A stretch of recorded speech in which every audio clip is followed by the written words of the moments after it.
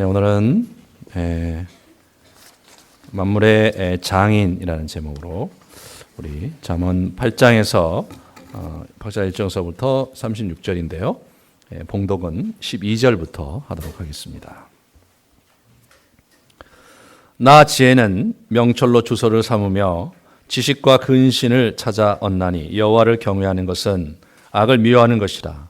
나는 교만과 거만과 악한 행실과 패역한 입을 미워하느니라. 내게는 계략과 참 지식이 있으며 나는 명철이라. 내게 능력이 있으므로 나로 말미암아 왕들이 치리하며 방백들이 공의를 세우며 나로 말미암아 재상과 존귀한 자 곧 모든 의로운 재판관들이 다스리느니라. 나를 사랑하는 자들이 나의 사랑을 입으며 나를 간절히 찾는 자가 나를 만날 것이니라. 부귀가 내게 있고 장고한 재물과 공의도 그러하니라. 내 열매는 금이나 정금보다 나으며 내 소득은 순은보다 나으니라. 나는 정의로운 길로 행하며 공의로운 길 가운데에도 다니나니 이는 나를 사랑하는 자가 재물을 얻어서 그 곳간에 채우게 하려 함이니라. 여호와께서 그 조화의 시작 곧 태초에 일하시기 전에 나를 가지셨으며 만세 전부터 태초부터 땅이 생기기 전부터 내가 세움을 받았나니 아직 바다가 생기지 아니하였고 큰 샘들이 있기 전에 내가 이미 났으며 산이 세워지기 전에 언덕이 생기기 전에 내가 이미 났으니 하나님이 아직 땅도 들도 세상 진토의 근원도 짓지 아니었을 때니라. 그가 하늘을 지으시며 궁창을 해면에 두르실 때에 내가 거기 있었고 그가 위로 구름 하늘을 견고하게 하시며 바다의 샘들을 힘게 하시며 바다의 한계를 정하며 물이 명령을 다스리지 못하게 하시며 또 땅의 기초를 정하실 때에 내가 그 곁에 있어서 창조자가 되어 날마다 그의 기뻐하시는 바 되었으며 항상 그 앞에서 즐거워하였으며 사람이 거처할 땅에서 즐거워하며 인자들을 기뻐하였느니라. 아들들아 이제 내가 들으라. 내 도를 지키는 자가 복이 있느니라. 훈계를 들어서 지혜를 얻으라. 그것을 버리지 말라. 누구든지 내게 들으며 날마다 내 문 곁에서 기다리며 문설주 옆에서 기다리는 자는 복이 있나니 대저 나를 얻는 자는 생명을 얻고 하나님께 은총을 얻을 것임이니라. 그러나 나를 잃는 자는 자기의 영혼을 해하는 자라. 나를 미워하는 자는 사망을 사랑하느니라. 아멘. 하나님, 우리에게 지혜를 주셨을 뿐 아니라 그 지혜를 가르쳐서 지혜롭게 세상을 승리할 것을, 크게 참 의미 있는 삶을 향유할 것을 말씀하시는 주의 귀한 권면을 우리가 이 젊은 날에 굳게 마음에 붙잡을 수 있도록 하나님 역사해 주시옵소서. 예수님 이름으로 기도합니다. 아멘. 오늘은 우리 지혜 여사께서 아주 호들갑이 이만저만 아닌 형태로 이야기가 시작이 됩니다. 지혜가 부르지 아니하느냐, 명철이 소리를 높이지 아니하느냐, 그가 길가의 높은 곳과 네 거리를 서며 성문 곁과 문 어기와 여러 출입하는 문에서 불러 이르되 사람들아, 이렇게 얘기합니다. 앞에도 여기저기 이야기를 하고 있지만 지혜 여사가 오늘이 최고로 호들갑인 날입니다. 오늘 지혜 여사가 자기를 마음껏 자랑하려고 작정을 했습니다. 그래서 자기를 뽐내는 날, 그날이 바로 이 날이었습니다. 1절서부터 우리 이제 11절까지 쭉 이제 보시면 13절까지 보시면 이 지혜로 초청하면서 사람들을 이렇게 만나려고 하는데요. 실제로 우리는 1장부터 9장까지 참 지혜로 가는 문, 참 지혜로 가는 통로에 대해서 우리가 같이 보고 있는데 그 중에 이제 그 10가지 주 강의, 교훈으로 된 10가지 주 강의가 있고요. 5가지 보조 강의가 있습니다. 이 5가지 보조 강의 중에 우리가 4번째 강의를 듣고 다음 주에 9장에서 이제 마지막 5번째 강의를 듣게 됩니다. 그런데 그 보조 강의 중에 오늘 이 본문이 가장 그 중요한 이야기입니다. 왜냐하면 결국 지혜의 본색이 무엇인지를 얘기해주고 있기 때문이죠. 그동안 지혜 여사가 이리 유혹하고 저리 꼬시고 이리 설득하고 저리 설득하면서 여기까지 데리고 온 거예요. 그래서 실제로 이제 마지막에 자기가 누구인지를 이제 완전히 보여주려고 막 사방 온데 성을 돌아다니면서 사람들을 다 긁어 모아서 그래서 이제 거기서 자신의 사실은 내 팔뚝이 이렇게 길었다 이 얘기를 하고 싶은 것이 오늘 이번의 이야기입니다. 여러분이 이 지혜 여사의 이 자기 자랑에 대해서 얼마나 여러분들이 설득될지 기대가 됩니다.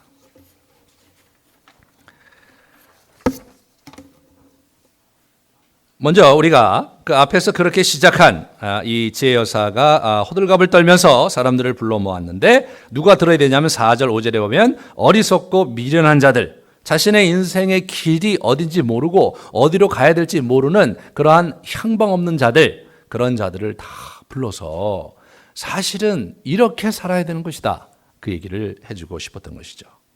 그래서 자기가 본격적으로 자기 자랑하기 전에 자신의 성격에 대해서 분명히 하려고 하고 있습니다. 제가 지혜에 대해서 처음 강의할 때 말씀드렸듯이 배를 이렇게 움직이는 기술이라 해서 나온 말인데 배가 어디로 가야 될지 자기가 알고 배를 그쪽으로 자기가 원하는 곳으로 가게 할 수 있는 기술, 그것이 이제 지혜의 그 어근이 이제 그런 형태로 되어 있는 것입니다. 그래서 우리 인생이 어디로 가야 될지 방향을 설정할 뿐만 아니라 어떻게 그곳으로 가야 될지에 대한 방법도 아는 것, 그것이 지혜인데. 근데 여기서 한 가지 중요한 것은 무엇이냐면 지혜의 윤리적 그 특성입니다. 자기는 선하고 정직하고 진리를 말한다고 6절 7절에 얘기하고 있고 7절에 보시면 악을 미워한다고 얘기하고 있어요. 그리고 8절에 보면 굽은 것과 패역한 말을 안 하고 의롭다 자기는. 그렇게 얘기를 하고 있습니다. 그러면서 10절 11절에 너희가 은을 받지 말고 나의 훈계를 받으며 정금보다 지식을 얻으라. 대저 지혜는 진주보다 나음으로 원하는 모든 것을 이에 비교할 수 없다. 그러면서 자신은 금과 은과 진주보다 더 귀한 것이다. 그렇게 이야기를 하면서 설득을 합니다.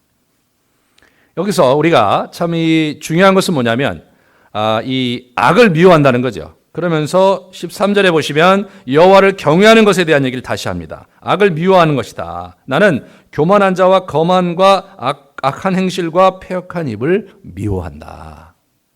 다시 말해서 항해를 하는 기술, 그리고 자기의 목적지를 정하고 그것으로 자신의 배를 움직일 수 있는 기술, 이것을 넘어서서 우리가 가려는 곳이 정직한 자의 길이고 네가 하려고 하는 것이 의로운 길인 윤리가 있는 길이 나의 길이다 이거죠. 사술이 아니고 사람들을 뒤에서 속여서 자신의 유익을 이렇게 얻는 것도 아니고 참 의의 그 광장에 이렇게 가서 정말 의로운 길을 여는 그런 지혜가 잠언에서 얘기하는 지혜다. 그 지혜가 참 지혜다. 그런 얘기를 하고 있습니다. 그러므로 도덕성과 분리된 지식, 그것은 성경에서 얘기하는 참 지혜와는 거리가 멉니다. 그리고 일반적으로 우리가 뭐 학문에서 또는 여러 가지 그 연구 자료에서 이렇게 보고되고 있는 그 지식, 그것은 가치 중립적이죠. 그죠? 가치 중립적입니다. 좋은 것도 아니고 나쁜 것도 아니고 그 지식을 어떻게 활용하느냐에 있어서 그 지식을 악하게 활용하면 우리가 얘기하는 지혜가 아니고요. 그 지식을 하나님의 뜻에 따라서 옳게, 선하게, 공정하게 사용할 때 그것이 성경에서 얘기하는 지혜다. 그렇게 분명한 선을 긋습니다. 그러면서 14절부터 21절에 첫 번째 자랑은 뭐냐면 나 지혜는 뭐냐면 성공의 열쇠다. 이게 나는. 첫 번째가 뭐예요? 지도력에 대해서 성공의 열쇠가 나에게 있다. 그 14절에서부터 16절이고요. 그 다음에 재물과 부귀를 취득하는 그런 기술이 나에게 있다. 그것이 17절에서부터 21절 이야기입니다. 14절에 보시면 내게는 계략과 참지식이 있으며 나는 명철이라 내게 능력이 있으므로 나로 말미암아 왕들이 치리하며, 그죠? 왕들, 방백들이 공의를 세우며, 관료들이, 귀족들이 공의를 세우고 나로 말미암아 재상과, 그죠? 존귀한 자, 또 모든 의로운 재판관, 이런 사람들이 나를 통해서 그렇게 하고 있다 이거죠. 이 지혜 여사는 모든 리더십을 제대로 발휘할 수 있는 그런 역량을 가진, 그런 권한을 가진 그런 존재가 나 지혜여서다. 그런 얘기를 하고 있습니다. 실제로 그러면 성경에서 가르쳐 주고 있는 이 지혜의 이 리더십의 이 스킬이 그것이 과연 세상에 그렇게 먹힐 수 있는 지혜인가에 대해서 생각해 봐야 돼요. 저는 이제 어렸을 때부터 교회를 다니면서 제가 이제 이렇게 자꾸 세상과 저희 교회를 자꾸 분리를 시켰어요. 성경의 말씀이 영적인 일에는 적용이 되고 그리고 교회에서 하는 일에는 적용이 되지만 이 세상에 갔을 때는 그 뭐 적용이 그렇게 되게 어렵지 않는가. 어차피 세상은 악할 때가 많고 그리고 공중의 권세 잡은 자의 그 어둠의 세상 속에 있기 때문에 사실은 이렇게 옳고 그렇게 바르게 살려고 하는 것 자체가 버겁고 실제로 손해를 많이 봐야 되고 그런 것 아닌가 그렇게 생각을 했었어요. 그런데 실제로 제가 이제 이 리더십 훈련에 대한 관심을 가지고 제가 10여 년 전부터 이제 여러 가지 그 훈련들을 이렇게 참여하면서 사실은 그렇지 않다는 걸 알게 됐어요. 제가 그 미국의 인력개발협회라고 할 수 있는 ASTD 컨벤션에 제가 여러 차례, 두 차례나 이렇게 참여를 해봤는데 거기서 하는 프로그램, 물론 국내에서 하는 프로그램도 마찬가지지만 저희 나라보다도 훨씬 더 앞서 있다고 생각되는 미국의 각 이 기업체에서 그 다음에 그 군대라든가 정부 조직체에서 리더십 훈련 프로그램을 거기서 이제 이렇게 전시를 하거든요. 그리고 강의도 하고 그러면 자기들이 이제 부스에 가서 그 프로그램을 사는 각 그 회사에서 전 세계에서 10,000명씩 모여서 큰 그 컨벤션 또는 컨퍼런스를 합니다. 거기서 제가 물론 이제 뭐 구체적으로 회계 관리 프로그램이라든가 공장 관리 시스템이라든가 이런 부분에 대해서는 제가 뭐 잘 아는 바도 없고 관심도 없기 때문에 안 갔지만 거기 그 리더십 훈련하는 데는 여기저기 제가 강의를 들으면서 시간을 보냈는데 너무 충격적인 것은 그들이 가리키고 있는 대부분의 원리가 성경에서 나온 것이고요. 심지어는 잠언과 전도서에 있는 표현을 그대로 쓰더라고요. 너무나 제가 도전을 많이 받았어요. 한국에서 제가 이제 이렇게 기업 교육에 관심이 있어서 여기저기 다니다가 다국적 기업, 외국인 회사에 가서 이렇게 제가 이제 이렇게 훈련 받는 걸 볼 때, 아니 이거는 교회에서 써도 되네. 네. 이거는 정말로 성경적 가치고, 와 이거는 정말 교회에서 써도 되는 프로그램인데 이런 리더십을 일반 직장에서 그걸 가르치면 회사가 제대로 운영이 될까? 그런 질문을 제가 했었어요. 그래서 이제 제가 거기 이제 있는 분들하고 이제 이렇게 얘기를 해보고 그러면 현실적으로 그렇게 잘 안 된다는 얘기를 많이 하더라고요. 그래서 이상적으로 배우긴 하는데 현실적으로 잘 안 된다는 거예요.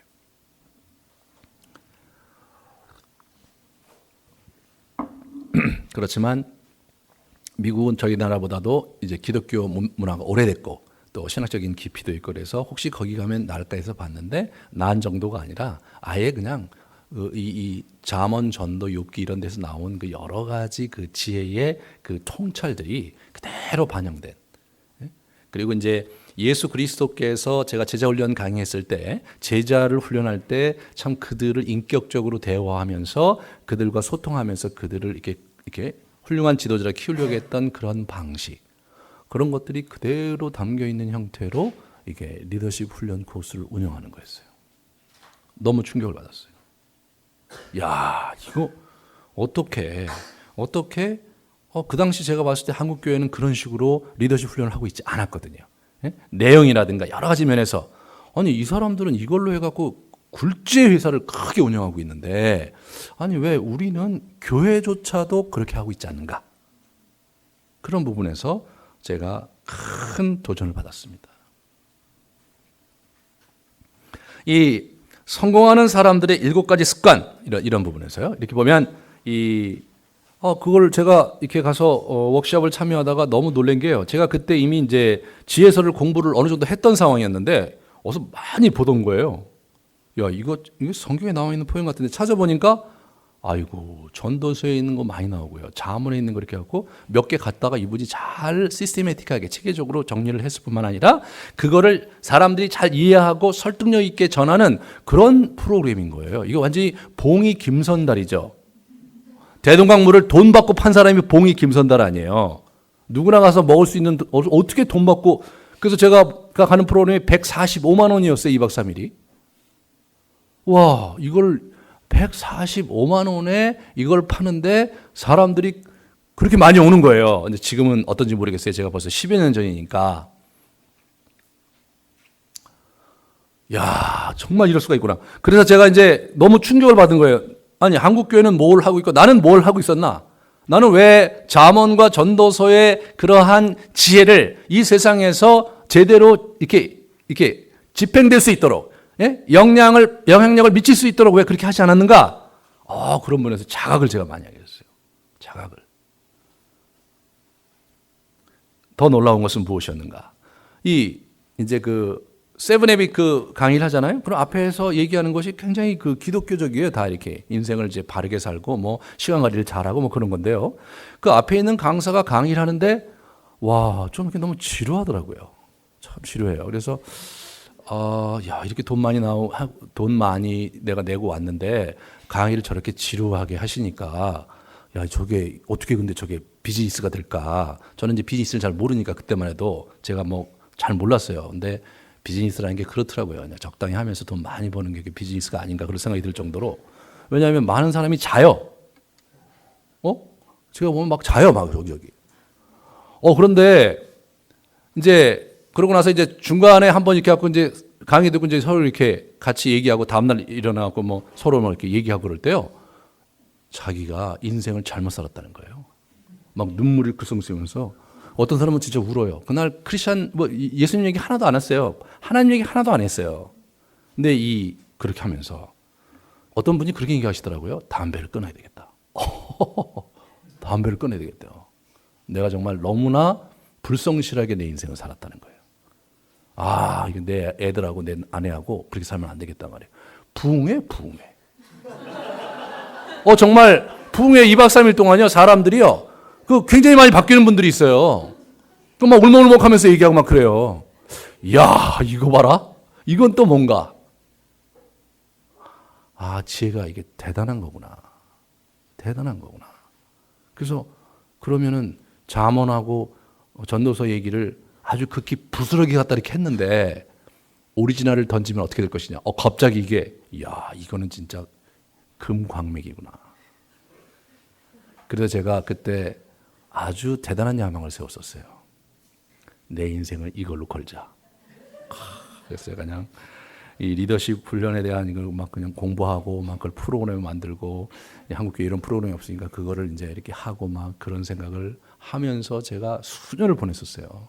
그리고 이제 미국에 가서도 이제 그런 프로그램 참여해보고 여기저기 이렇게 좀 수배를 하고 어떻게 해야 될지를 또 계획도 세우고 그러고 와갖고 이제 한국에서 하려고 왔는데 지금 이렇게 됐죠.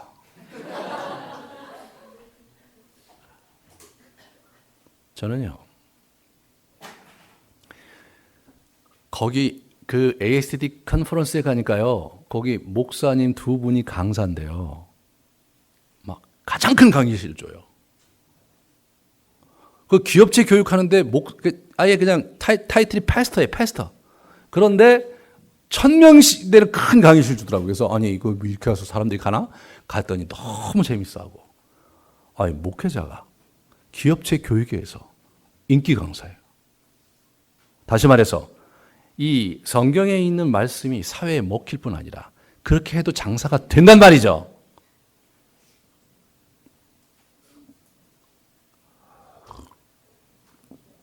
저는 제가 지금 제가 이제 그쪽으로 살려고 하다가 이제 결국은 제가 있는 단체에서 더 일할 수 없어 제가 여기 와서 있지만 제 마음에 제 뜻이 바뀐 건 없어요. 우리 교회에서 제가 2, 3년 후에부터 이거를 이 리더십 훈련 코스를 만들려고 그래요. 그래서 저의 개인적인 비전은 교회에서 리더십 훈련 받은 게 직장이나 다른 데서 받은 것보다 훨씬 더 퀄리티가 높을 뿐 아니라, 그래서 여기서 배운 것을 그대로 직장과 사회에서 활용할 수 있는 그런 형태의 실제적인 가르침을 아주 밀도 있게 그렇게 꼭 하리라. 그래야 우리가 세상을 이길 수 있고 영향력을 줄 수 있는 것이다. 그들보다 더 지혜롭고 그들보다 더 잘 준비돼서 그래서 사회에서 자기 직장에서 그렇게 살아가는 것, 그게 성경이 우리에게 가르치고 있는 것이다.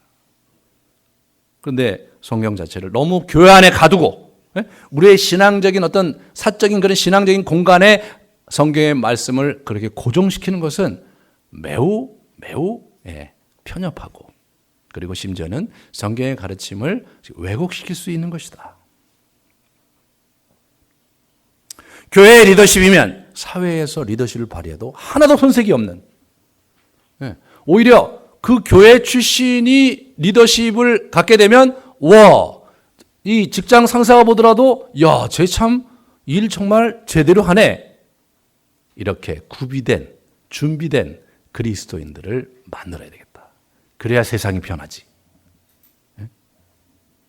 그런 부분들을 제가 생각하면서 아주 좀 많은 생각을 하게 됩니다. 참 지혜는 리더십의 진정한 성공을 가져올 수 있다는 것을 여러분 확고히 믿으시기 바랍니다. 우리 교회에서 하는 여러 프로그램들 이런 것들은요, 그렇기 때문에 제가 완전히 제 스타일로 제가 배우고 노력했던 것들을 반영해서 이 지혜를 반영해서 이게 다 만든 거예요. 완전히 다시 만들어줘야 되겠다. 왜냐하면 이것이 사회생활과 가정생활에 그냥 수평이동해서 그대로 활용할 수 있는 그런 형태로 교회 프로그램을 만들어줘야 되겠다. 그래야 세상에서 이길 것 아니냐 말이에요. 여러분이 이 교회 와서 교회 와서 여러분이 이 젊은 날에 막 많은 시간을 보내고 말이에요. 그렇게 하면서 여러분들이 이렇게 살고 있는데, 그런데 실제로 사회에서 영향력 있는 그런 형태로 여러분 살기를 저는 기대하는 거죠. 지난 80년대, 90년대에 그 청년 대학부가 커다랐던 그런 교회 출신들이요. 이렇게 보면은 그들이 어디가 있냐면 교계의 주요 그 커다란 그 교회의 담임 목사님들로 가 있어요. 왜냐하면 그들의 그 열정이 한국 교회에 포커싱 돼 있었기 때문에 그들 중에 뛰어난 자원들이 글로 간 거예요. 실제로 이제 보시면 이렇게 어느 교회 대학부 출신 뭐 이런 사람들이 이렇게 주요 커다란 교회에 포진하면서 그렇게 있는 걸 이렇게 쭉 제가 보면서 참 그 영향력이 컸다. 그런데 제가 기대하는 것은 한국 교회 지도자를 넘어 한국 사회의 지도자이고, 이 아시아의 지도자들로서 사회 각처에서 리더십을 발휘하는 그러한 사람들이 이 교회에서 나오기를 저는 기대합니다. 왜냐하면 우리가 가진 이 진리와 우리가 가진 이 지혜는 너무나 탁월하고 세상을 능히 이길 수 있는 것이기 때문에.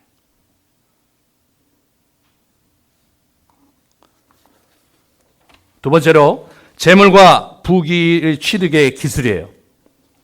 그래서 17절서부터 보시면 나를 사랑하는 자들이 나의 사랑을 입으며 나를 간절히 찾는 자가 나를 만날 것이다. 그러면서 자기를 사랑하는 자를 자기가 사랑하고 그렇게 할 것이다라는 얘기를 하면서 이 그 18절에 무슨 얘기를 하시냐면 부귀가 내게 있고 장관 재물과 공의도 그러하다. 내 열매는 금이라 정금보다 나으며 내 소득은 순은보다 나으니라. 나는 정의로운 길로 행하며 공의로운 길 가운데도 다니나니 이는 나를 사랑하는 자가 재물을 얻어서 그 곳간에 채우게 하려 함이니라. 그러면서 보시면요, 이 재물에 대한 얘기를 하는 거예요. 재물은 지혜로 얻는 것이다라는 얘기를 하는 거죠. 네. 실제로 이제 제가 젊었을 때는요, 재물에 대해서는 자꾸 이 그리스도인들은 이렇게 범접하면 안 될 것 같이 제가 이렇게 교육을 받았어요. 네? 그래서 한동안은 저는 이렇게 정말 이렇게 그리스도인으로서 돈에 대해서 연연하면 안 된다고 그래갖고 이걸 이제 이렇게 쭉 옆으로 이제 비켜놓고 제가 쭉 살았는데, 이 지혜서를 공부하다 보니까 그런 게 아니에요. 서신서에 가면 돈을 사랑하지 마라. 돈을 사랑하는 것이 일만하게 근원이다. 그런 게 이제 디모데 전후서에 뭐 있거든요. 그러니까 제가 이제 그걸 보면서 이거 진짜 돈을 생각하면 안 되지. 가능한 한 돈을 생각하지 않게 됐죠. 근데 어떻게 됩니까? 그러니까 돈이 없어지잖아요. 그러니까 돈에 더 시달리는 거예요. 성경은요, 재물을 하나님보다 더 사랑해서는 안 된다. 돈을 하나님보다 더 사랑해서는 안 된다. 재물과 돈을 하나님 앞서서 안 된다. 이런 얘기는 있지만 돈을 무시하라는 얘기는 없어요. 재물을 무시하라는 얘기는 없어요. 오히려 재물을 어떻게 벌 것인가에 대한 얘기가 이 지혜서에 나오는 거예요. 이분 뭐예요? 요즘 말로 뭐예요? 너희가 나를 찾으면 내가 너를 만나줄 것이고 네 주머니를 두둑하게 해주겠다. 그런 약속을 공공연하게 하잖아요, 지금. 이런 부분에서 우리의 지혜에 대해서 한번 생각해 봐야 되는 거죠. 우리는 저도 그렇게 교육을 받았는데 우리 하나님, 재물은 하나님으로부터 오는 것이다. 우리가 기도하고 구하면 그분이 주는 것이다. 틀린 말 아닙니다. 그러나 때로 하나님께서 연단하실 때는 우리 재물을 앗아가기도 하시고 그 재물이 없는 고통 때문에 우리가 큰 연단을 받기도 하죠. 틀린 말 아닙니다. 하지만 사실은 더 일반적인 케이스는 무엇이냐? 참 지혜를 가지고 너의 인생을 잘 경영해서 성공적으로 내 인생을 살아야 된다 이거예요. 제가 지난번 이 잠언 2장 강의할 때 얘기했듯이 이 영적 전투에 여리고형 전투가 있고 아이형 전투가 있다고 말씀드렸죠. 그죠? 여리고형 전투는 전적으로 하나님의 역사하심과 하나님의 주심에 근거해서 영적 전투를 하는 거고 아이형은 자기의 지혜를 잘 활용해서 그것을 확보해 나가는 거란 말씀하셨는데 이 재물도 마찬가지예요. 우리가 하나님께로부터 재물이 오는 방식이 하나님의 주권적인 은혜로 우리에게 주시는 재물도 있고 그렇지만 또 한 곳은 우리의 노력과 우리의 슬기롭게 우리 재물을 잘 관리해서 그것을 확보하는 또는 구해서 확보하는 그런 두 가지 I형의 재물 얻음이 있는 거예요. 그런데 실제로 이 여리고형 전투도 예외적이고 특별한 것이지만 여리고형 재물 취득도 예외적이고 특별한 것입니다. 그래서 실제로 교회에서 이제 정서적으로도 어렵고 영적으로 어렵고 막 가정에 이 재정이 어렵고 그러다가 하나님의 극적인 도우심으로 이렇게 그냥 재정적인 어려움도 탈피하면서 하나님께 은혜를 누렸던 사람들의 간증이 우리의 마음을 울리는 이유가 무엇입니까? 그런 케이스가 극적으로 적기 때문이죠. 그렇잖아요, 여러분. 예, 적기 때문에 그게 은혜가 되는 거지. 너도 그러고 나도 그러면 뭐 앞에 나갈 게 뭐 있어요? 이것이 아주 강력한 증거입니다. 그것이 간증이 되는 이유는 그 케이스가 극히 드물기 때문에. 그러므로 여러분이 그 케이스에 목숨을 걸어서는 안 되는 게 너무나 분명한 거죠. 우리가 지혜로 그 길을 가야 되는 거예요. 그래서 우리가 이 땅을 살면서 우리가 이게 어떻게 돈을 벌어야 되느냐 시중에 가면요 돈 버는 수많은 방법이 막 나와 있어요. 막 이렇게 막 수두룩히 쌓여 있어요, 그죠? 그런 것들이 다 모두가 지혜인데 한 가지 분명한 것은 뭐냐면 정당한 방법으로 해야 된다는 거예요. 보세요. 20절 보세요. 나는 정의로운 길로 행하며 공의로운 길 가운데로 다니나니. 돈을 벌더라도 정의롭고 공의로운 방법으로 가야 된다는 거죠. 세상은요. 개처럼 벌어서 정승처럼 쓰라고 그러죠. 수단과 방법을 거르지 않고 돈을 마구 벌어갖고 쓸 때 아주 요소에 정말 철학이 있고 정말 의미가 있게 돈을 쓰라는 것이 세속에서 하는 말이죠. 하지만 성경은 어떻게 얘기합니까? 정승처럼 벌어서 정승처럼 써야 되는 거예요. 버는 것도 정승처럼 벌어야 되는 거예요. 네? 쓰는 것도 정승처럼 해야죠. 그런데 아니 그럼 목사님 정승처럼 버는 게 한국 사회에서 가능한가요? 정승처럼 해서 이 정말 부조리한 이 사회구조와 경제구조 속에서 정말로 부를 내가 얻는 것이 가능한가요? 라고 질문할 수 있을 것 같아요. 실제로 사업체를 운영하고 뭐 이렇게 하는 분들 이렇게 만나보면 이게 공정하게 사회가 돌아가지 않는다는 거예요. 그리고 때로 적법하게 일을 처리하지 않아야 유도리 있게 해야 그게 사실 생존할 수 있는 그런 확률이 더 높다는 거예요. 그 말이 현실이죠. 예, 그 말이 틀린 말이 아니라 한국 사회에서 그렇게 하는 것이 사실은 더 적절할지 몰라요. 하지만 그것이 우리의 길이 되어야 되냐는 거예요. 그게 정당하고 공의로운 방법으로 내가 이 재물을 얻고 그리고 그것을 옳게 사용하는 것 그것을 성경에서는 가르쳐주기 때문이죠. 저는 이 미국의 이 ASTD 컨벤션에서 볼 수 있었던 것은 뭐냐면 그런 거였어요. 정말로 정당한 방법으로 정당하게 돈을 벌어서 정당하게 사용하는 것에 대한 얘기를 많이 하는 거예요. 아주 큰 기업체들이 실제로 그렇게 하는 거예요.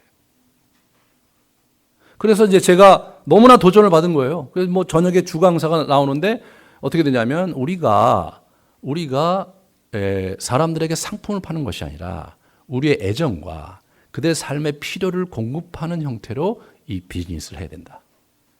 예? 진정으로 우리의 고객이 우리의 상품으로 우리가 주는 서비스로 말미암아 그들의 삶의 질을 높이는 그런 기업체가 되어야 된다. 이런 얘기해요. 거기다 더 한 가지 뭐냐면 우리의 고객은 단순히 우리의 상품을 사는 사람뿐만 아니라 우리의 직원도 우리의 고객이다. 그러므로 그들의 삶의 복지와 그들의 삶의 질을 위해서 우리가 기꺼이 투자해야 되고 그렇게 함으로써 같이 인생을 사랑을 나누며 삶을 나누는 것 그것이 궁극적으로 우리의 기업체가 가야 될 길이다. 이런 거는요 교회에서 설교 시간에 하는 얘기잖아요. 그 사람 예수 믿는 사람 제가 물어봤어요. 예수 믿는 사람이 아니래요.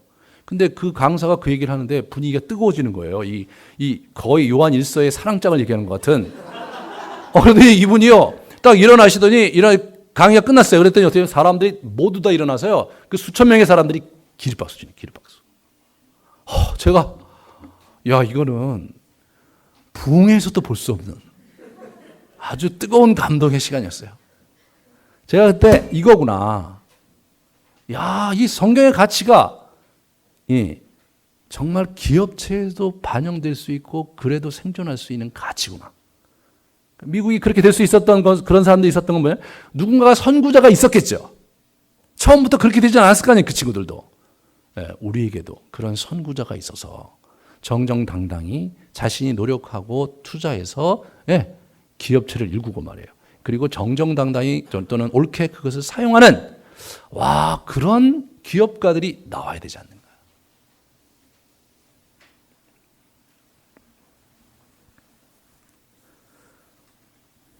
제가 한 번은 2004년에 이 중국 상해에서 세븐에빗 그 프로그램을 제가 할 기회가 있었어요. 그래서 한국 리더십 센터에다 이제 라이센스를 이제 받아서 제가 거기 가서 이제 하는데 거기에 이제 이렇게 여러 호텔을 빌려서 하는데 여러 분들이 와서 이렇게 거기 이제 교포들을 위해서 하는데 사람들이 왔어요. 그 중에 한 분이 그 유명한 그 곡물 회사 미국 다국적 기업인데 회사에 그쪽 중국 지역 그 대표로 있는 분이 그 모임에 왔어요. 그걸 보고 교회에서 광고하는 걸 보고 자기가 왔다는 거예요. 그런가 보다 하고 지냈는데 나중에 이제 이분이 오시더니 저하고 이제 잠깐 이제 이 브레이크 타임에 이거 우리 회사에서 하는 게 더 낫다는 거예요, 이 프로그램보다. 뭐 이런 프로그램 더 낫냐고. 그래서 제가 물어봤더니 영양하고 성품이 있어요. 그러면 사원들을 영양과 성품으로 나누는데 영양도 좋고 성품도 좋은 거, 그죠? 그러면 그런 사람이 있고요. 영양은 좋지 않지만 성품은 좋은 거. 그런 사람은 뭐예요? 안타까운 사람이죠. 정말 안타깝잖아요. 그리고 그 성품은 안 좋은데 영양이 좋은 사람이에요. 그죠? 그러니까 그런 사람들은 뭐예요? 약간 좀 까탈스러운. 그런 사람이죠. 그 다음에 이제 이런 사람들이 있어요. 영양도 안 좋고 어떻게 됩니까? 성품도 안 좋은 거. 그런 분들도 있는 거예요. 그거를 이제 그때 강의 시간에 했거든요. 그러므로 우리가 영양도 되고 성품이 되는 그런 형태의 그런 사람으로 우리가 자라가야 된다. 그게 이제 그때 강의의 굉장히 중요한 주제였는데 이 사람은 목사님은 만약 목사님이 그 기업체에서 우리도 이 도표를 사용한대요. 기업체에서 사람을 내보내야 되면 누굴 내보내야 되겠습니까? 제가 그랬죠.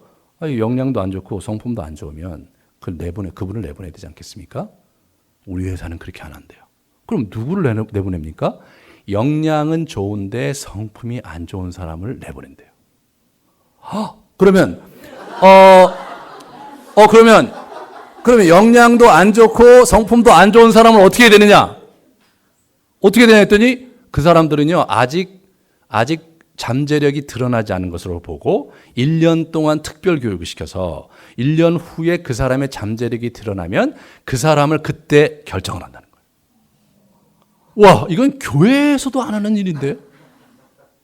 이거 교회에서 해야 되는 거잖아요. 악한 사람은 능력이 있지만 내보내야죠. 그거 내보내야 된다. 한국 교회 그걸 못 하잖아요. 능력이 있으면 못 내보내요.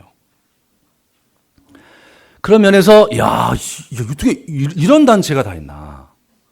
그러면서 자기가 관리자인데 사람들을 평가하는데요. 220개인가 그랬어요.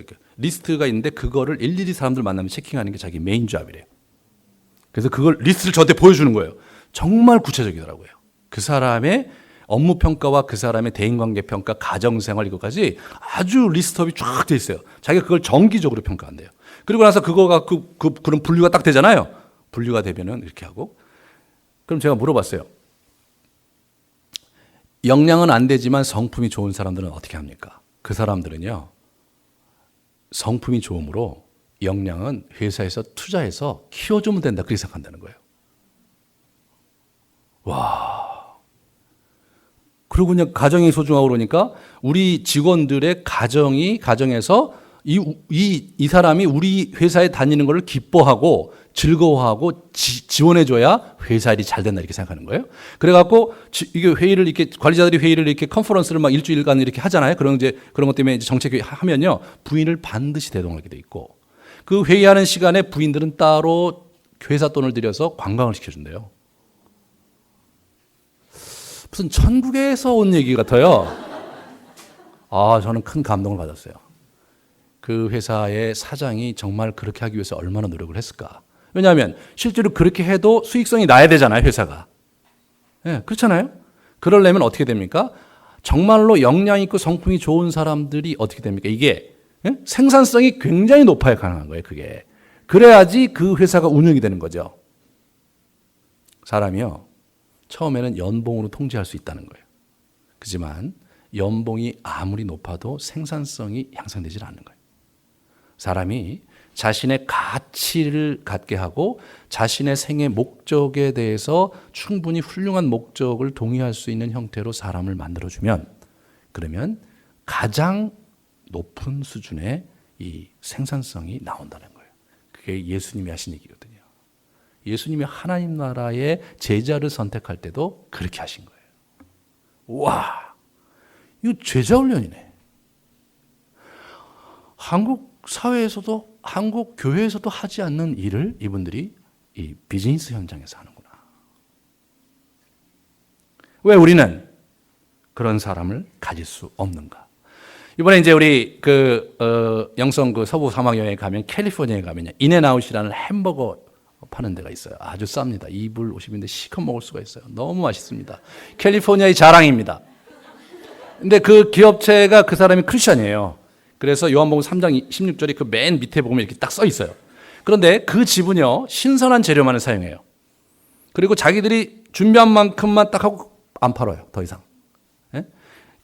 이 감자를 보통 냉동 감자를 쓰는데 여기는 생감자를 써요. 그 감자칩이 얼마나 맛있는지 몰라요. 그리고 고기가 양질의 고기를 써요. 예? 그게 정말 맛있어요.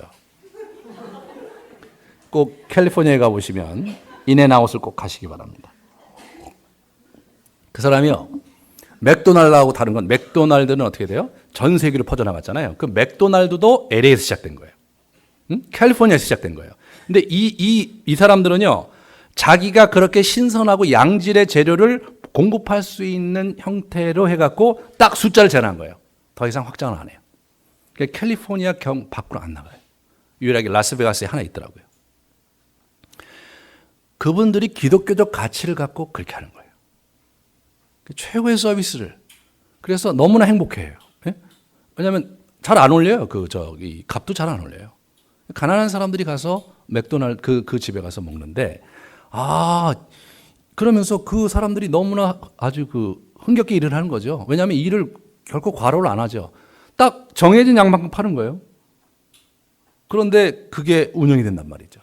지금 그 주인이 할아버지 할머니신데 그렇게 자기가 할 수 있을 만큼 하나님께 드리는 그런 비즈니스를 하시는 분들이 있어요. 저희 나라도 아마 더러 그런 분들이 있을지 모르지만 제가 듣지를 못했어요. 왜 그렇습니까? 기독교 철학이 일천하니까. 네, 복음의 깊이가 부족하니까. 우리가 이 100년을 했는데요, 사실은 우리가 사회에서 건강한 모델을 만드는 일에 우리가 사실은 많은 열매가 없습니다. 너무나 안타까운 일입니다, 여러분. 정말로 그 길을 이 땅에서 여는 사람들이 필요한 거죠. 누가 선구자가 있어야 되는 거죠. 이렇게 해도 우리가 할 수 있단 말이에요.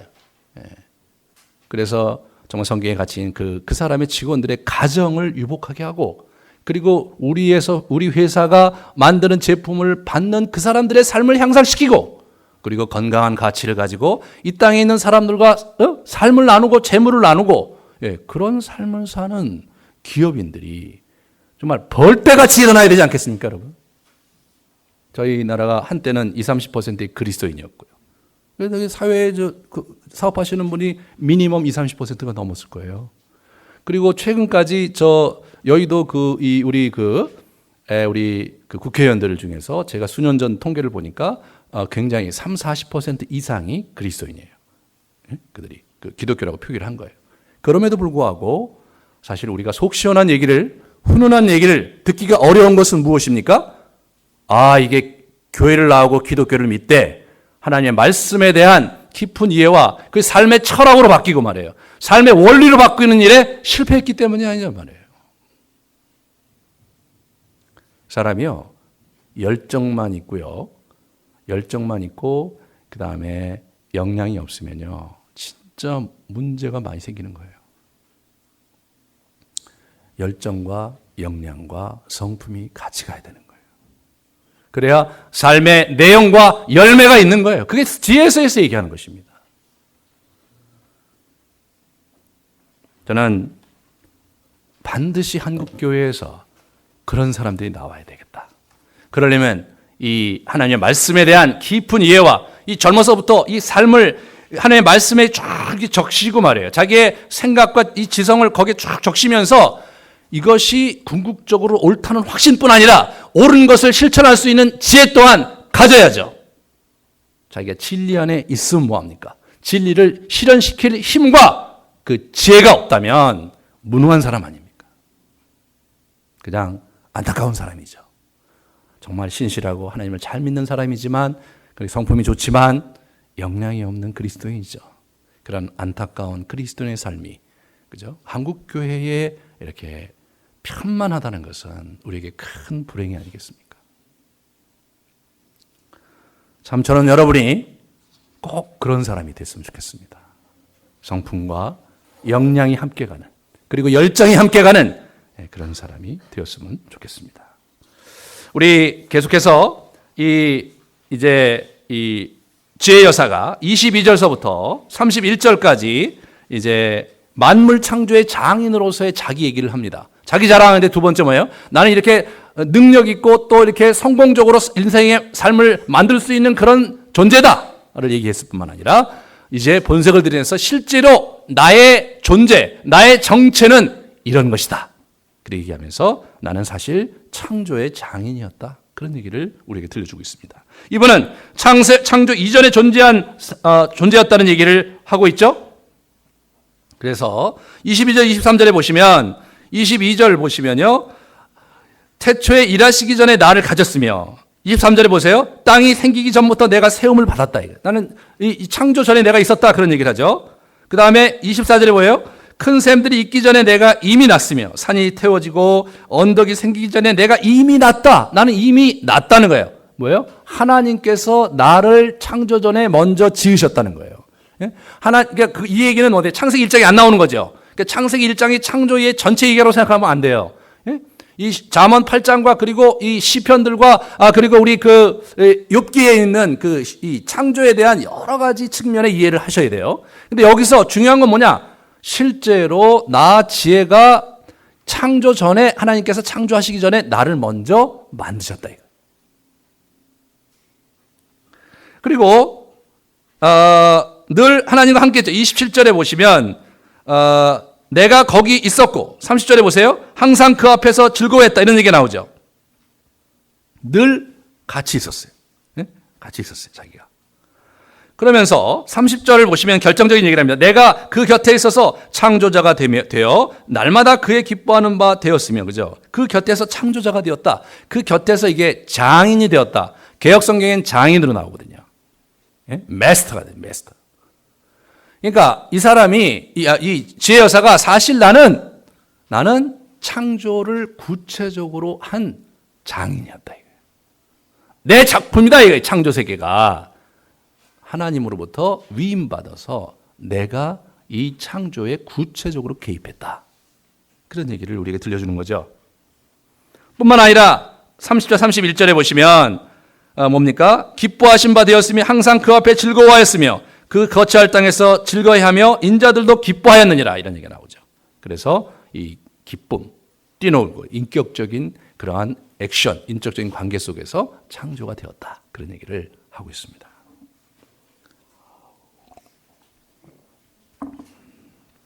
여기서 우리는 이 하나님이 세상을 창조했다는 이 얘기가 과학적으로 상당히 많은 질타를 받아왔어요. 그러니까 과거에는 진화론과 많이 이제 갈등이 있었고, 최근에는 우리가 알고 있는 이 스티븐 호킹 박사, 이 사람이 이제 이 신은 이제 이 사실은 우주의 창조에 아무런 필요가 없는 존재였고 개입하지도 않았다고 주장을 했어요. 근데 이 책이 세계적으로 굉장히 이제 파문을 일으켰고 한국에도 번역이 돼서, 사실 내용은 그 짧은데도 불구하고 막 종이를 막 비싼 종이로 해갖고 막 하드 커버에다가 막 해갖고 현재 118,000에 모시고 있습니다.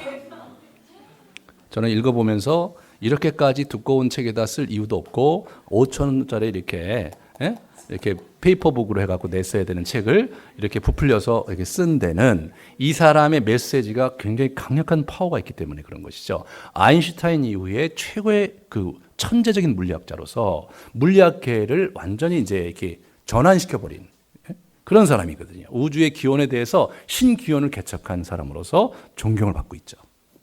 그래, 이 사람이 자기가 살펴보니까 사실은 신이 창조에 관여하진 않았다, 이렇게 주장함으로 말미암아서 사실은 이제 사람들의 마음을 뜨끔하게 했죠. 저도 언젠가 한번 이 스티븐 호킹과 만나야 된다고 생각했어요. 저 사람이 그렇게 얘기했다면 나 한번 싸워보겠다고 생각했는데, 제가 이번에 잠언 8장을 하면서 이분과 대결을 했는데 대결할 만한 가치도 없는 분이라는 것을 알게 됐습니다. 같이 보겠습니다. 이번에 제가 그렇게 한 이유가 있어요. 제가 같이 볼게요. 12쪽에 보시면 이렇게 얘기해요. 과학의 역사에서 우리는 계속해서 더 나은 이론 혹은 모형을 발견해 왔다. 우리는 끝없이 더 나은 이론을 발견하지만 완벽한 이론을 끝내 발견하지 못하게 되는 것은 아닐까? 우리는 이 질문에 대한 확정적인 대답을 아직은 알 수 없다. 그러면 확정적인 이론을 모델을 만들지 못하셨네, 이분이. 그리고 여전히 거기에 대해서 퀘션을 갖고 계시네. 일단 겸허해서 좋았어요. 그런데 14쪽에 M이론은, 이 사람이 얘기하는 그 우주 기원이 M이론이라고 하는데요. 엄청나게 많은 우주들, 다시 말해 제각기 다른 법칙들이 지닌 우주의 그 10의 500승계, 10의 500승계예요. 그러니까 10하고 0이 500개죠. 그 정도 많은 이 은하계 같은 우주가 우주에 있다는 거. 그게 이제 이분들이 산출해낸 그런 결과입니다. 그러니까 엄청나게 많은 우주들이 무에서 창조되었다고 예측한다. 무에서 나왔다고 이분들이 또 주장을 하셨어요. 근데 그 우주들이 창조되기 위해서 어떤 초자연적인 존재 혹은 신의 개입이 필요하지 않다. 이분이 이제 이렇게 나온 거죠. 오히려 그 다수의 우주들은 물리적인 법칙에서 자연적으로 발생한다. 그래서 이분이 이제 그런 우주들이 자연적으로 그 물리적인 법칙에 의해서 이렇게 생산될 뿐이지 거기에 신이 그 개입할 필요가 없다라고 시작을 한 거예요. 이게 이제 첫 장에 1장에 이분이 이렇게 주장을 했습니다. 이분이 얘기하는 것 중에 이 빅뱅 이론이라고 하는 게 있는데, 이 빅뱅 이론에서 이제 초기 이게 우주가 자꾸 팽창하고 있다는 이론이에요. 여러 가지 이제 자기들 나름대로의 그 데이터에 의해서 그것이 이제 정론으로 받아들여지고 있는데, 이 빅뱅 이론에서 초기에 아주 큰 폭발이 있었는데 10의 마이너스 35승초, 그러니까 10의 35개, 그러니까 0이 35개 있는 그 밑으로 들어가고 분의 1초, 그러니까 눈 깜짝이 이렇게 벌써 끝난 거예요. 그런 짧은 시간에 10의 30승배로 팽창했다 이거예요. 아무 생각이 없어지죠. 이 사람이 이제 자기도 이게 소통이 안 될 테니까 이렇게 얘기했어요. 이것은 지름이 1cm짜리 동전이 갑자기 이렇게 하는데 갑자기 은하의 넓이보다 1000만 배 커지는 것 같다. 이거 대단하지 않습니까? 이거 은하의 넓이보다 1000만 배가 커진 거예요. 그 처음에 초기에. 와, 대단하죠.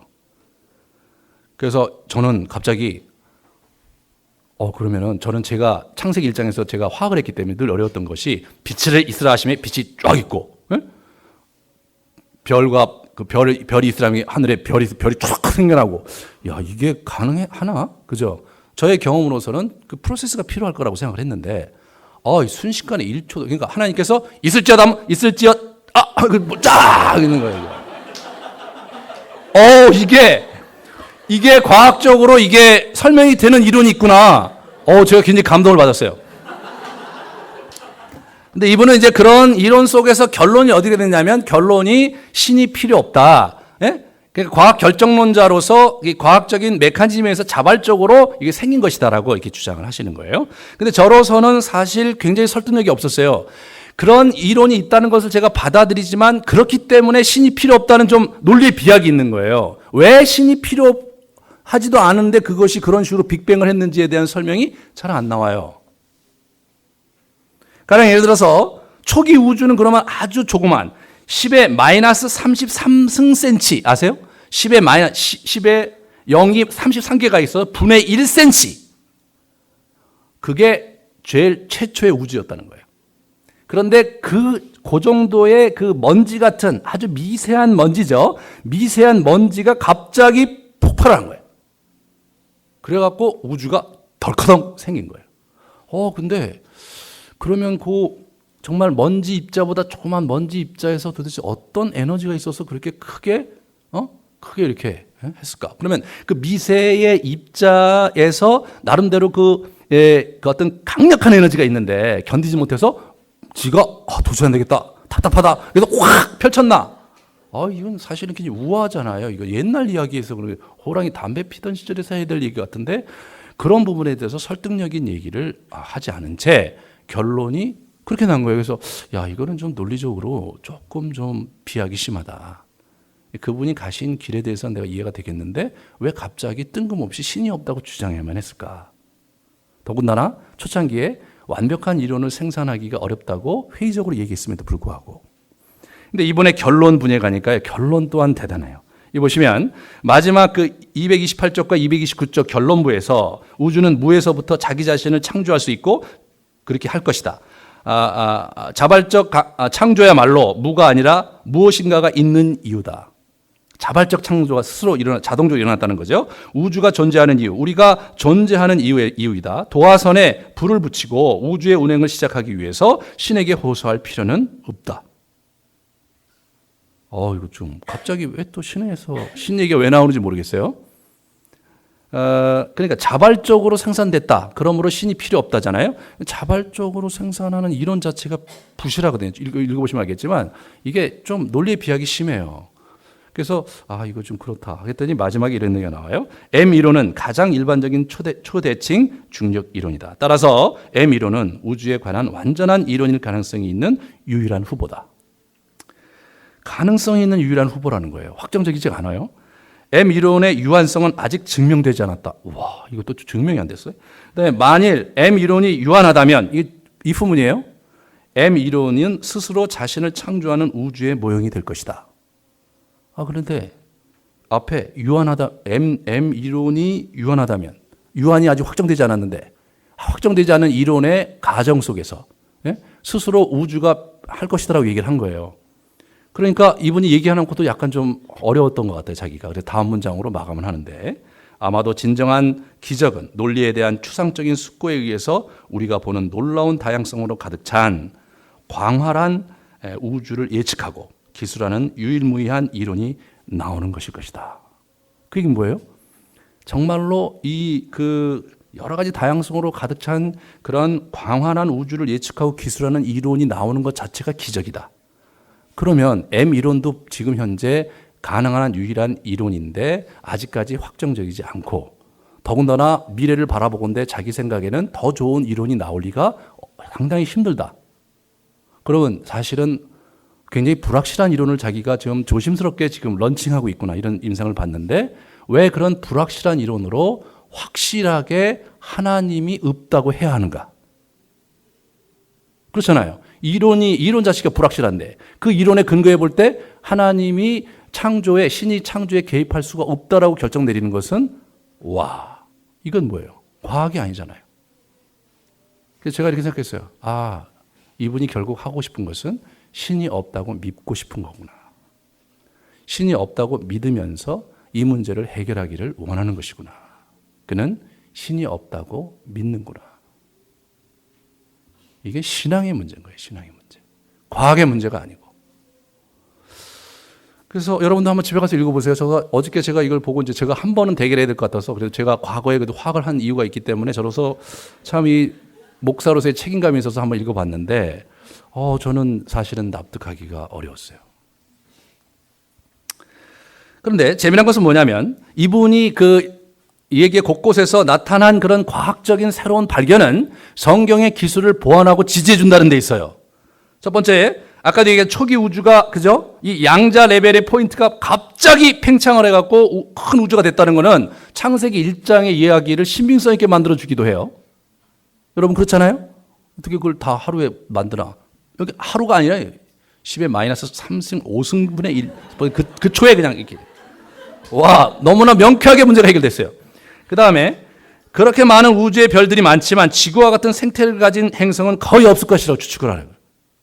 그렇게 수백만 개의 수백만 개 아니라 수천억 개의 또 그 이상 되는 막 10의 500승 개가 있다고 했잖아요. 10의 500승 개의 우주가 있다고 하면 저는 옛날부터 그러면 혹시 지구와 같은 데가 어딘가 있지 않을까라는 그런 생각을 제가 하지 않을 수가 없잖아요. 이 사람이 그럴 가능성이 거의 없다는 거예요. 그러면 성경이 지구 중심으로 기록되어 있잖아요. 지구 중심이란 말이 태양계가 전 우주가 돌아간다는 얘기가 아니라 모든 이야기의 초점이 지구 중심으로 되어 있잖아요. 우주가 이렇게 큰데 저는 그것에 있어서 늘 허허로움이 있었는데 없다는 거예요. 그러니까 팽창 이론에 의하면 그럴 수밖에 없을 것 같아요. 여기서 팍 퍼져나갔으면 something happen이 저쪽에서 일어나기 어려운 거고 그런 것을 유추해 볼 때 지구와 같은 생태계를 가진 행성이 나타나기는 극히 희박하다는 거죠. 또 그 이상 얘기할 수는 없잖아요. 그죠? 그런데 그러면 때때로 외계인 얘기하고 그러는데 이 문제는 가볍게 해결해 주셨어요. 이분이. 그런 건 아니구나. 성경은 인간 중심으로 기록되어 있거든요. 온 창조의 중심이 인간처럼 기록되어 있잖아요. 근데 우주가 저렇게 광활한데 10에 500승 개의 우주가 있는데 그중에 인간이 정말 하나님의 특별한 은총을 받았다는 얘기를 하기가 굉장히 어렵거든요. 물리적으로, 과학적으로. 근데 이 사람이 그걸 지지해 주는 거예요. 너무나 감사하더라고요. 그 다음에 더 재미난 것은 뭐냐면 빅뱅은 137억 년 전에 일어났단 말이에요. 그렇지만 인류는 최근에 출현했다는 게 이분의 주장이에요. 왜냐하면 이게 이제 200만 전에 출현했다고 하면은 인류가 지금처럼 머리가 나쁘지 않을 거라는 게 이분의 출현이에요. 200만 년 동안 인류가 추적됐으면 지금보다 훨씬 더 인간이 뛰어났어야 된다는 게 이분의 주장이에요. 근데 200만 년이라는 숫자가 어디 나온 거냐면 그건 진화론자들이 주장하는 거거든요. 진화론자들이 호모 에릭투스가 200만 년 전에 있었고 거기서 계속해서 수많은 시간들을 계속해서 진화하면서 60만 년 전에 네안데르탈인이 나오고 이래가면서 현대인이 이렇게 등장하는 얘기가 그게 진화론자들의 플랜이거든요. 진화론자는 사실 과학적으로 타당하지 않지만 고생물학자라든가 고고학자들이 이제 그걸 주장함으로써 지금 학계에 남아있는 것 뿐이거든요. 물리학자들 입장에서는 그걸 받아들일 수가 없어요. 근데 이분이 진화론을 한 문장으로 날려버리는 거예요. 200만 전에 인류가 태어났다면 인류가 지금 이렇게 있을 수가 없다는 거죠. 이 사람의 통찰에 의하면. 그러니까 이분이 얘기하고 있는 거. 그 다음에 이 물질이 어떻게 생겨났는가? 저도 그게 궁금했거든요. 근데 이분이 얘기가 뭐냐? 빅뱅은 일어날 때 엄청난 에너지가 생기면서 처음에는 워낙은 수소 원자 같은 그 아주 하나의 원자로 된 물질들이 쫙 있었을 텐데 그것이 2개로 붙고 때로 3개로 붙고 때로 4개로 붙고 그래가면서 이게 103가지 원소가 있거든요. 그게 그렇게 해서 된 것이다. 와, 말이 되네. 저는 말이 되더라고요. 저는 사실 창조가 말이 안 되기 때문에 그거는 신앙으로만 믿어야 된다고 생각을 했는데 이분은 말이 되게 해요. 말이 되게 해요. 이분은 그런데 이런 말이 되게 하는 걸 가지고 어떻게 결론을 갑자기 뜬금없이 신이 개입하지 않았다. 그렇게 얘기할 수 있는가? 결국 믿음의 문제구나. 이분의 책에 보면 이 사색이 어디부터 이 과학적 사색이 어디서부터 시작되냐면 저쪽에 이 이오니아 있죠. 그리스 지방의 이오니아에서 있는 과학자들, 뭐 피타고라스, 뭐 탈레스 이런 사람들, 그런 사람들 이야기부터 쭉 얘기하면서 이제 근세에 넘어와서 뭐 우리가 있는 케플러, 또 뉴턴 이런 사람들의 이야기를 펼치면서 아인슈타인 얘기를 하면서 이제 아인슈타인을 뛰어넘는 그런 이야기들이 이제 쭉 펼쳐진 것을 쭉 얘기하면서 여기까지 왔다 이런 얘기를 하는 거예요. 그런데 고작 그런 정도로 이야기를 끝맺는 게 너무 이상하지 않는가? 이 온 우주가 그런 식으로 물리적 시스템으로 그냥 끝나는 형태로 하는 게 너무나 이상하지 않는가? 예? 유기적인 존재고 인간들은 어떻게 되는 거예요? 우리도 피조물, 그런 어떤 팽창해서 어떻게 잘못 조화돼 갖고 여러분이 이렇게 된 거 아니에요? 그래서 우리가 물질이 잘못 조화되고 이런 형태로 해갖고 지금 어렵게 살고 있는 거잖아요. 이게 설명이 안 되잖아요. 아직까지 다 설명이 안 되는 거예요. 그러니까 이분이 그걸 곤혹스러워하는 거예요. 그런데 왜 이분의 사색에는 이집트가 없고 메소포타미아가 없고 왜 인도가 없고 왜 중국이 없는가? 중국의 이 만물의 생성 원리를 쓴 책이 주역이거든요. 음과 양의 조화에 의해서 만물의 생성 원리를 유기적으로 그렸어요. 그리고 인간의 삶의 여러 가지 것들까지 얘기해서 점을 치는데 주역이 굉장히 중요한 원리로 작동을 하거든요. 와, 이 사람의 책은 그렇다면 아직 주역의 발밑도 못 돌아온 거 아니냐는 거예요. 이분이 주역을 읽고 다시 시작해야 되지 않는가. 왜? 그런 물리적인 충돌 이런 것들은 충분히 얘기했지만 실제로 신 얘기를 꺼내려면 그것이 어떻게 유기적으로 연결됐는지에 대한 통찰이 좀 우리에게 필요한데 그런 통찰에 대해서 이분은 딱 선을 긋는 거예요. 선을 그었으면 모른다가 맞죠. 그렇잖아요? 신의 세계와 물질의 세계에 선을 그었으면 물질의 세계를 자기의 과학을 했으니까 모른다가 맞는데 이분이 없다라고 하신 거예요. 이분이 만난 것은 누구냐? 우리식으로 얘기하면 지혜 여사를 만난 거죠. 그죠? 이 만물이 시스템과 이런 속에서 과학적 결정력을 주장하면서 지혜 여사를 만난 거예요. 지혜 여사를 만나고 거기서 끝낸 거예요. 결국 지혜 여사가 오토매틱하길리 자동적으로 스스로 모든 것을 만들어냈다 그렇게 얘기하는 거죠. 하지만 잠언 8장은 그 지혜 여사를 사실은 하나님이 만드셨고 그 지혜 여사가 하나님 앞에 즐거이 뛰놀았다는 얘기를 함으로써 그 이상의 얘기를 해주는 거죠. 그러면 지혜 여사를 하나님이 만드셨다는 것을 어떻게 과학적으로 검증할 수 있는가? 검증할 수가 없죠. 그냥 믿음의 문제죠. 이분은 과학을 넘어 믿음의 문제를 자신이 갖고 있는 과학적 지식을 가지고 결론을 내리는데 결론 자체가 너무 옹색하다. 우리는 이 지혜 여사의 이야기를 깊이 이제 들으셔야 되는 겁니다. 여러분 이제 자연과학도 하시는 분들이 있어서 무슨 말인지 아실 거예요. 과학과 충돌할 때 우리가 이런 문제에 있어서 잘 생각해 봐야 될 것은 우리가 왜 이 지혜를 붙잡아야 되느냐? 그것이 창조 원리이기 때문에 그리고 그것이 아주 뼛속 깊이 이 창조 질서에 박혀 있기 때문에 그거를 얻는 자가 이 세상에서 하나님 만든 이 세상에서 그죠? 성공적으로 자기 인생을 살 것은 너무나 자명하지 않냐는 거예요. 그냥 이것이 한 유명한 지혜의 스승이고 한 개인이 자기의 인생 전체를 통해서 축적하고 통합시켜 놓은 하나의 지혜라면 그럼 뭐 그거 하면 좋고 안 되면 할 수 없고 그렇게 할 수 있을지 모르지만 이 지혜가 창조자로부터 나온 지혜라면 이 지혜가 산을 만들고 하늘을 만들고 바다를 만들고 나무를 만들고 강을 만든 자에게서 나온 지혜라면 얘기가 달라지는 거죠. 그렇다면 정말로 우리가 어떻게 돼요? 열심히 그를 사귀려고 노력해야 된다는 거예요. 그것이 이제 34절에 누구든지 내게 들으면 날마다 내 문의 곁에 서서 기다리며 문설주 옆에서 기다리는 자는 복이 있다 이거죠. 32절에 내 아들아 이제 내가 들으라 내 도를 지키는 자는 복이 있다 이거죠. 복이 있을 수밖에 없죠. 복이 있을 수밖에 없지 않겠습니까? 그러므로 지혜를 붙들고 살아라 이거예요. 그러니까 호들갑을 떤 거예요 이분이요. 그러면서 너희들이 이 말을 들어야 된다.